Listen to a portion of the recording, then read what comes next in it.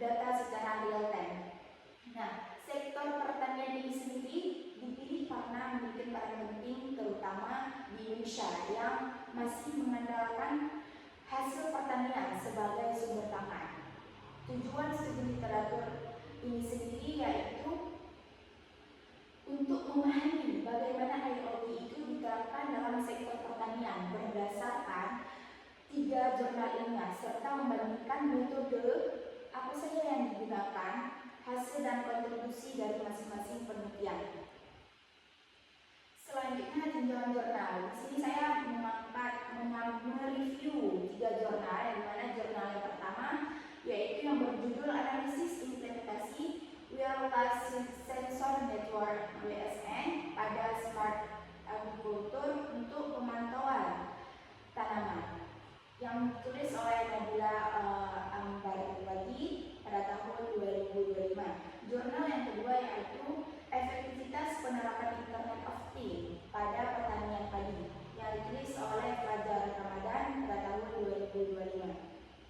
Jurnal yang ketiga yaitu Analisis Implementasi IoT pada sistem irigasi untuk efisiensi penggunaan air, yang ditulis oleh Lintang Anggraini pada tahun 2024. Jurnal yang pertama ini berfokus kepada penggunaan wireless sensor network atau WSN yang bertujuan untuk memahami bagaimana sensor dapat digunakan untuk memantau kondisi pertanian secara real time. Nah, jurnal ini menggunakan metode yaitu systematic iterative review, yang hasil utamanya didapatkan yaitu bisa meningkatkan efisiensi pertanian, terutama dalam pemantauan kondisi tanah, suhu, dan nutrisi tanaman. Untuk kelebihan itu sendiri yaitu dapat meningkatkan efisiensi penggunaan air dan pupuk, mengurangi biaya operasional jangka panjang, serta mendukung pengambilan keputusan berbasis data. Untuk kekurangannya yaitu biaya awal implementasi yang sangat tinggi, keterbatasan daya baterai sensor, risiko keamanan jaringan, dan kondisi lingkungan pertanian yang ekstrem. Untuk jurnal yang kedua, jurnal ini berfokus kepada penerapan IoT dalam pertanian padi, yang bertujuan untuk mengevaluasi efektivitas teknologi IoT dalam meningkatkan produktivitas tanaman padi. Nah, untuk jurnal ini sendiri yaitu menggunakan metode tinjauan literatur. Untuk hasil utamanya yaitu dapat meningkatkan efisiensi irigasi, mendeteksi penyakit tanaman dengan akurasi yang tinggi, serta mengoptimalkan penggunaan pupuk. Untuk kelebihannya yaitu dapat meningkatkan efisiensi sumber daya yang tinggi, akurasi pemantauan kesehatan tanaman, pengurangan biaya operasional, dan pemantauan real time. Untuk kekurangannya itu sendiri biaya investasi awal yang tinggi, keterbatasan infrastruktur, kebutuhan komputasi tinggi, dan risiko pemborosan energi. Jurnal yang ketiga ini yaitu membahas tentang sistem irigasi pintar yang berbasis IoT. Nah, penelitian ini bertujuan untuk meningkatkan efisiensi penggunaan air dalam pertanian melalui sistem otomatis.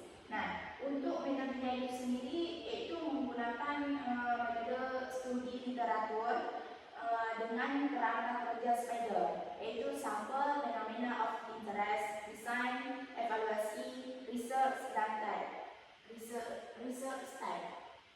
Untuk hasil utamanya yaitu efisiensi penggunaan air, otomatisasi adaptif, peningkatan hasil panen, monitoring jarak jauh. Untuk kelebihannya yaitu dapat menghilangkan risiko kesalahan manusia atau human error dalam penyiraman, mengurangi pemborosan sumber daya air, mengurangi biaya operasional tenaga kerja, mendukung pertanian presisi dan keberlanjutan lingkungan. Untuk kekurangannya yaitu biaya investasi infrastruktur, literasi digital, dan pemeliharaan. Nah, untuk analisis perbandingan jurnal dari segi pendekatan IoT yang digunakan pada jurnal yang pertama yaitu menggunakan pendekatan modifikasi teknis pada protokol ZigBee yang disebut ENP-ZBR, Advanced Multi-Band ZigBee Routing. Pada jurnal yang kedua yaitu menggunakan pendekatan menggunakan fungsi logik. Pada jurnal yang ketiga yaitu menggunakan pendekatan keamanan infrastruktur jaringan IoT. Dari segi sektor aplikasi dan aplikasinya, jurnal yang pertama secara khususnya mengasah sistem pemantauan di dalam rumah kaca, yaitu mencatat pengurangan keterlambatan pengiriman data. Pada jurnal yang kedua berfokus pada sektor pertanian presisi yang dapat meningkatkan efisiensi penggunaan energi sebesar 9%. Pada jurnal yang ketiga yaitu diaplikasikan pada sektor pertanian cerdas untuk memberikan perlindungan terhadap integritas data dari ancaman siber.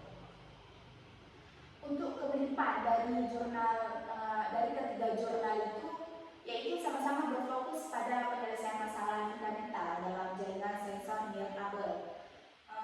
Yang selanjutnya semuanya berupaya menciptakan sistem yang lebih mandiri dan efisien. Selanjutnya ketiganya menggunakan pendekatan berbasis algoritma. Untuk tren itu sendiri, yaitu dari ketiga jurnal itu mengikuti tren yang pertama integrasi kecerdasan buatan atau AI, kemudian siber berbasis AI, yang ketiga pemanenan energi harvesting. Dan selanjutnya konvergensi jaringan 5G dan big data. Selanjutnya ada otomatisasi lahan luas. Untuk kesimpulan dan rekomendasi. Untuk kesimpulan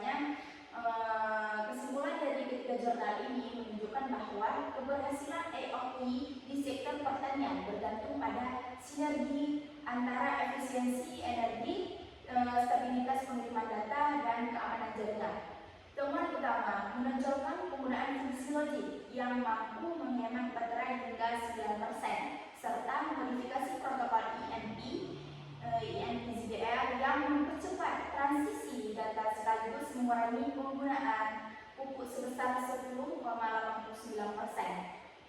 Untuk wilayah Aceh ini, teknologi ini potensinya sangat dapat diterapkan pada perkebunan, salah satunya di Kopi Gayo yang luas.